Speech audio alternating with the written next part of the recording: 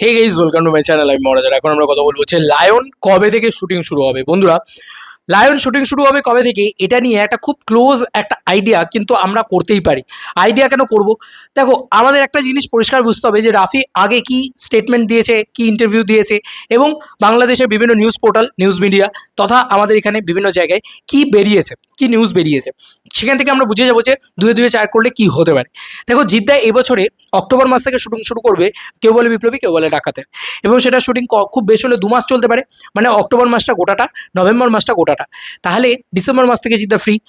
তো এবার আমরা যদি দুয়ে দুয়ে চার করি, রাফি কিন্তু বলেছিল যে ডিসেম্বর মাস থেকে, মানে রাফি বলেছিল এবং বিভিন্ন নিউজ পোর্টাল থেকেও বেরিয়েছিল যে ডিসেম্বর মাসে তার একটা কোনো ছবির কাজ শুরু হবে। এবার সেই ছবিটা ডিসেম্বর মাসে রিলিজ হবে না, আমরা ভেবেছিলাম যে ডিসেম্বর মাসে রিলিজ হবে। সে কিন্তু বলেছিল নন ফেস্টিভ্যাল রিলিজ দেবে, সে মানে নন ঈদ রিলিজ দেবে বাংলাদেশে।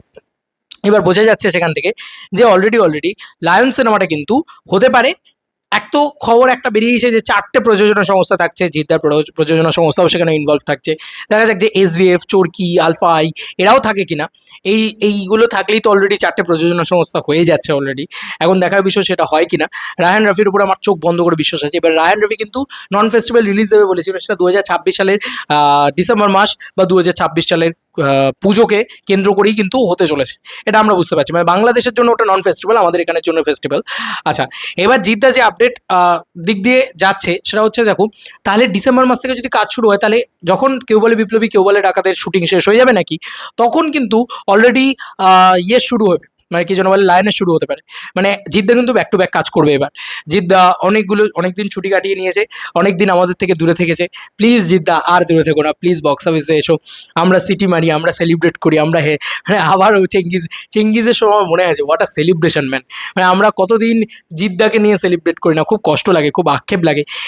মনে হয় যে কবে আবার জিদ্দা আসবেন, আমরা সেলিব্রেট করবো। আচ্ছা, এবার বলে দিই তোমাদেরকে যে জিদ্দা কিন্তু সেই রকমভাবে হয়তো প্ল্যান করছে, বা রাফিও হয়তো সেরকমভাবে প্ল্যান করছে যে এই বছরের ডিসেম্বর মাসে শুটিং শুরু হবে। আর অপরদিকে কুরবানি ঈদ 2026 কিন্তু তুফান 2 আসছে, মানে শাকিব খানের তুফান 2। এবার সেইটা যদি চলে আসে, সেক্ষেত্রে মানে সুযোগ সুবিধাটা কী?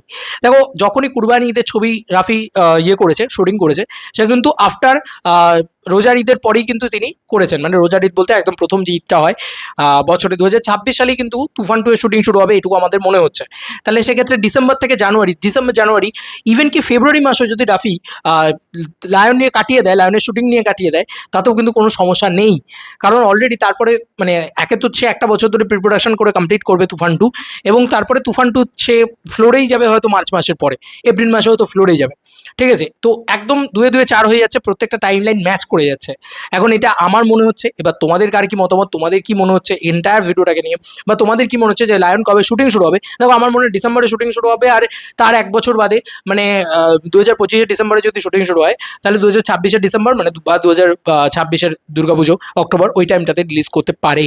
এবার তোমাদের কার কি মতামত জানিও কমেন্ট সেকশনে। চলো বন্ধুরা, নতুন কোনো ভিডিওতে দেখা হবে, বাই।